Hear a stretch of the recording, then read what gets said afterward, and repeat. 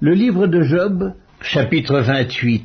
Il y a pour l'argent une mine d'où on le fait sortir, et pour l'or un lieu d'où on l'extrait pour l'affiner.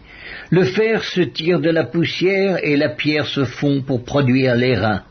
L'homme fait cesser les ténèbres. Il explore jusque dans les endroits les plus profonds, les pierres cachées dans l'obscurité et dans l'ombre de la mort. Il creuse un puits loin des lieux habités.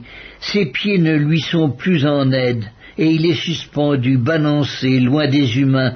La terre d'où sort le pain est bouleversée dans ses entrailles, comme par le feu. Ces pierres contiennent du saphir, et l'on y trouve de la poudre d'or. L'oiseau de proie n'en connaît pas le sentier, l'œil du vautour ne l'a point aperçu. Les plus fiers animaux ne l'ont point foulé, le lion n'y a jamais passé, l'homme porte sa main sur le roc, il renverse les montagnes depuis la racine, il ouvre des tranchées dans les rochers, et son œil contemple tout ce qu'il y a de précieux. Il arrête l'écoulement des eaux, et il produit à la lumière ce qui est caché. Mais la sagesse, où se trouve-t-elle? Où est la demeure de l'intelligence? L'homme n'en connaît point le prix.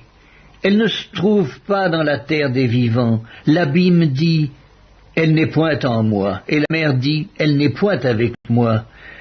Elle ne se donne pas contre de l'or pur, elle ne s'achète pas au poids de l'argent. Elle ne se pèse pas comme l'or d'Ophir, ni contre le précieux onyx, ni contre le saphir. Elle ne peut se comparer à l'or, ni au verre. Elle ne peut s'échanger pour un vase d'or fin.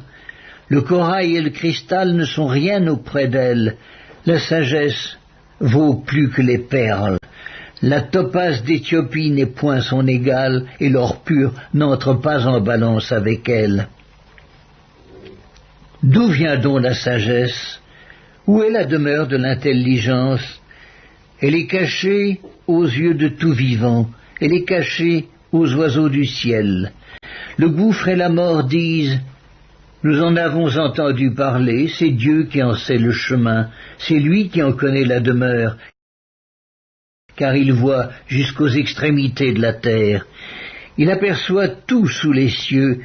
Quand il régla le poids du vent et qu'il fixa la mesure des eaux, quand il donna des lois à la pluie et qu'il traça la route de l'éclair et du tonnerre, alors il vit la sagesse et la manifesta. Il en posa les fondements et la mit à l'épreuve. Puis il dit à l'homme, voici, la crainte du Seigneur, c'est la sagesse. S'éloigner du mal, c'est l'intelligence.